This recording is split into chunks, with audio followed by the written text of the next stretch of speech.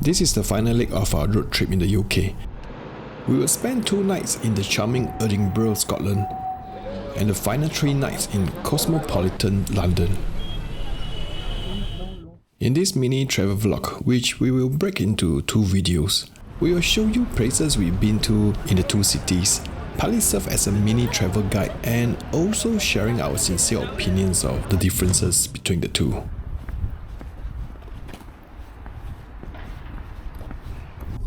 The first thing we did was to return our rental car. After much research, we decided it's best not to drive at all within the 2 cities. That was the main reason why we leave the 2 cities on the last part of our road trip.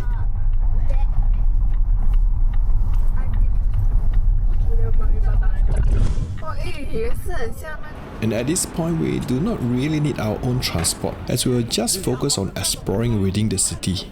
Edinburgh and London being respective capital of Scotland and England. Although Edinburgh being a much smaller city, but technically it's impossible to experience the entire city in 2 days. So we just focus on exploring the new and old towns, where most of the activities are anyway.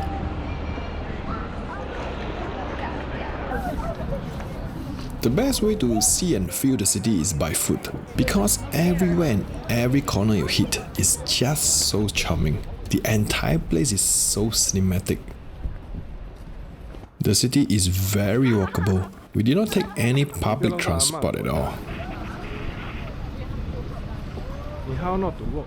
We stay in an apartment at York Place in the new town. It's centrally located between the new and old towns, extremely convenient.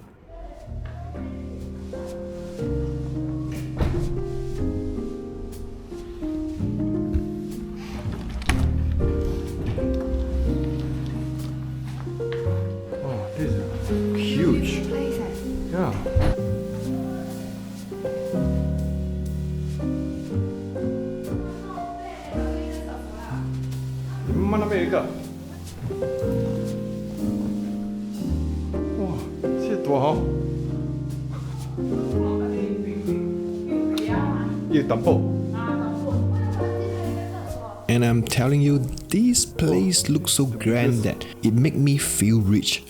This place is huge, and the high ceiling just make it look expensive. And it's around £450 for 2 nights.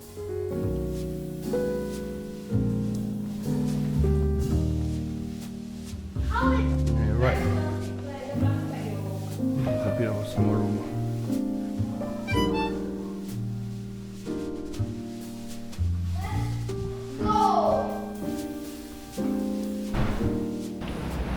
In comparison to our hotel at London, also centrally located, but much more expensive at around £1,450 for 2 smaller adjoining rooms over 3 nights. Of course, it's not an apple-to-apple comparison, but in general, we felt that the expenditure are cheaper in Edinburgh, and there are actually more options for cheaper lodging alternative as compared to London. Honestly, apart from advanced booking on popular and theme-based restaurants, exploring Edinburgh really does not require too much detailed planning. There are so much landmarks and majestic structures within the city. Just refer to a Google map and start walking to your nearest place of interest, and I promise you everything will naturally come into place. The Royal Mile is a touristy street, often regarded as a tourist trap due to the numerous souvenir shops and overpriced merchandise. Many also complain it's too crowded, but on the contrary, I think no one should miss it. In my opinion, this is the most iconic street in the old town, a historic street connecting Edinburgh Castle on higher ground towards Holyrood Palace on the slope down. Approximately 1 mile in length, hence the name Royal Mile. Some of the structures here dated all the way back to the 12th century in the medieval period. Yes, it is touristy and crowded, but it is to be expected in such a famous spot. During our visit, I found the crowd to be manageable. In comparison to the more touristy spot in London, it is more crowded. To an extent, it's rowdy. And overpricing is really a norm for any popular touristy spot in almost any part of the world. Personally, I do not buy any souvenir while on holidays. However, I do sometimes patronize some of the cafes along these streets. If you look past the overpriced souvenir, the Royal Mile is a truly beautiful and cinematic street, full of characters and a lot of other activities as well.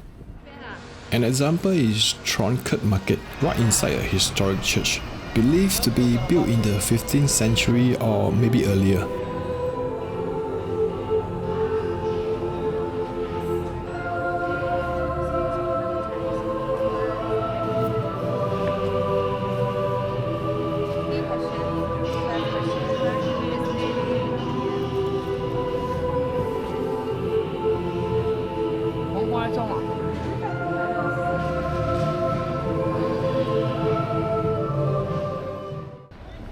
Further down the street, there is this little museum of Edinburgh, which is free, an informative place where you get to learn the history of Edinburgh and the Royal Mile. I wonder why Elon Musk is here. And of course, we cannot leave out Edinburgh Castle and the Holyrood Palace.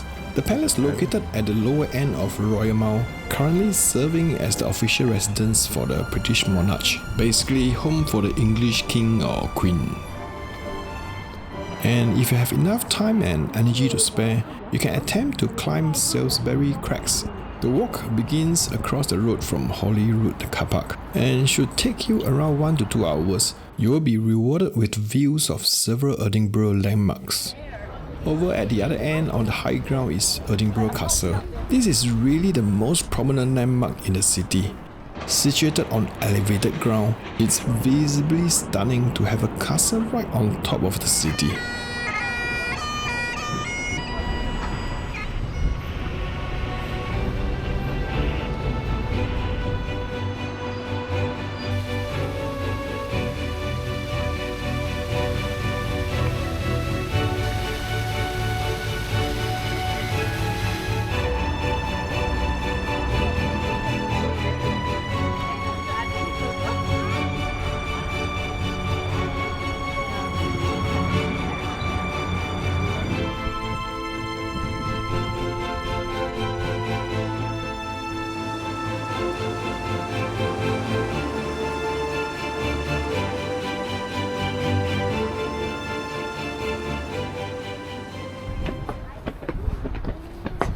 We did not enter the castle, it was really crowded with visitors during our visit.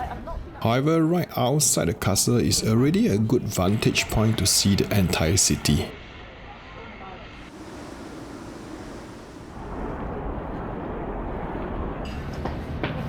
Cockburn Street is another popular picture square street, which appeared in quite a few movies like The Avengers, Infinity War and Trainspotting 2.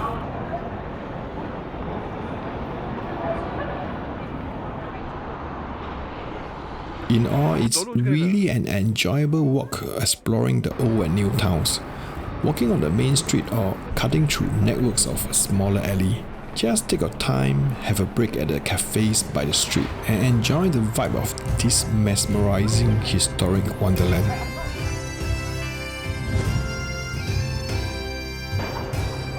Another place which we visited was Dean Village in the new town. It's a scenic residential area, historically also known as the Water of Leith Village.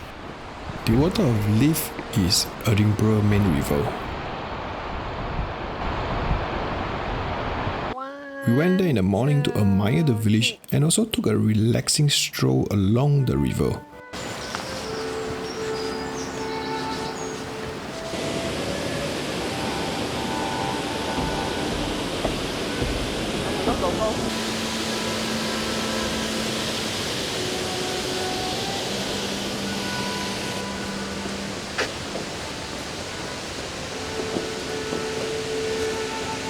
Special about this wheel?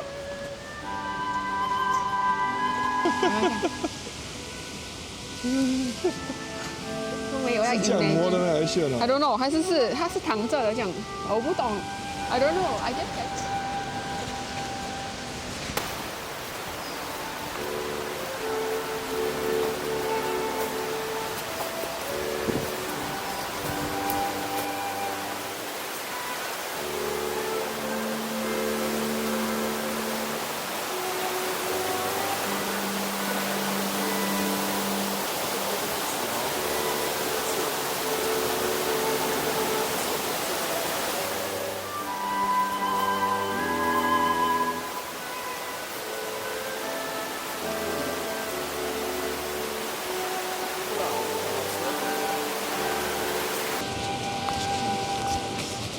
你看这个 house，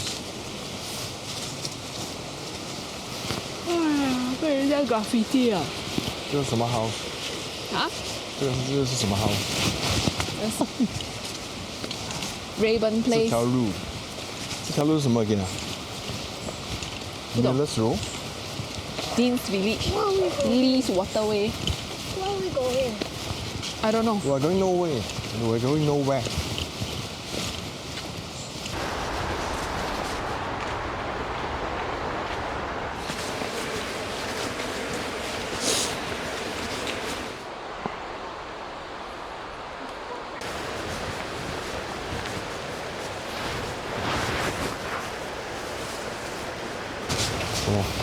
其实有的 Google 真的是很容易看诶。I know how to see 诶。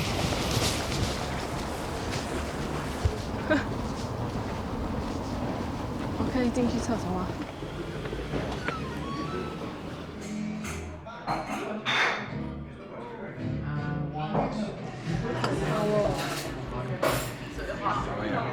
我怕你不要，你不可以吃。我怕我根本不吃。